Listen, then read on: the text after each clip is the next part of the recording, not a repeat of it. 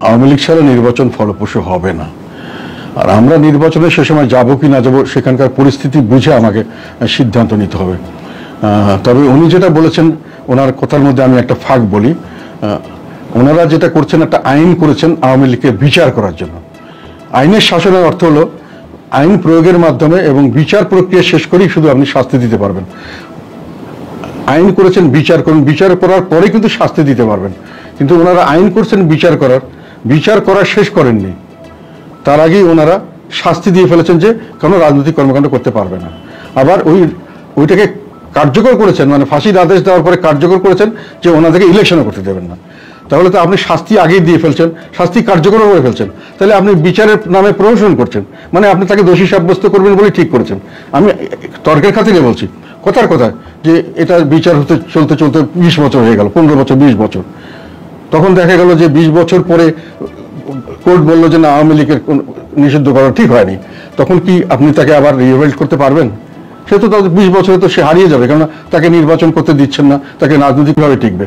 তাহলে আপনি আইনের শাসন হলো বিচার করে শাস্তি দিবেন, আপনি শাস্তি দিয়ে বিচার করছেন, এটা তো আইনের শাসন হলো না, এটা আইনের অপপ্রয়োগ হলো। এবং যেটা সবচেয়ে খারাপ যেটা করেছেন উনি আরেকটা জিনিস, সেটা হল নির্বাচন কমিশন কোনো রাজনৈতিক দলকে সাময়িক স্থগিত করতে পারেন না। হয় স্থগিত করবেন, তার ইয়েটা বাতিল করবেন, অথবা তাতে রাখবেন। ওনারা সাময়িক স্থগিত করেছেন, এটাও আমি মনে করি আমার ধারণা মতে এটাও আইন সিদ্ধ হয়নি। ফলে ওনারা বিচারের নামে প্রহসন করতে চাচ্ছেন আওয়ামী লীগের সেবায়। আওয়ামী লীগের আমি ফ্যান নই, আমি যেটা ঘটনার সাথে বলছি। আপনি বিচার করতে হবে, একটা লোককে বিচারের আগে শাস্তি দিতে পারবেন না।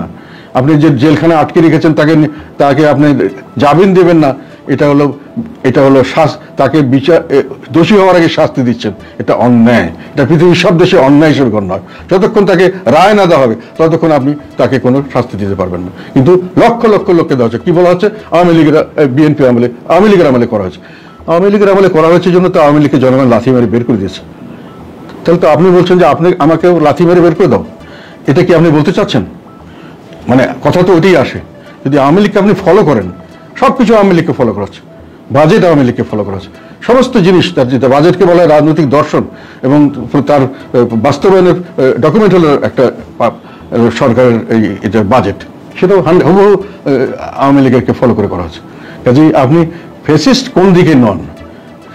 মিডিয়ার স্বাধীনতা, বিচার বহির্ভূতভাবে মানুষকে শাস্তি দেওয়া, হত্যা গুম করা, বিভিন্নভাবে অত্যাচার করা, মানুষকে বাধ্য করা, নির্বাচন থেকে মানুষকে বের করে দেওয়া জোর করে, নির্বাচনের বাইরে রাখা, দলকে নিষিদ্ধ করা, এগুলো সব ফেসিবাদ। যেটা করি আমার রিডিংয়ে সমস্ত বিষয়ে বেশি করা হচ্ছে, আওয়ামী লীগের চেয়ে বেশি করা হচ্ছে।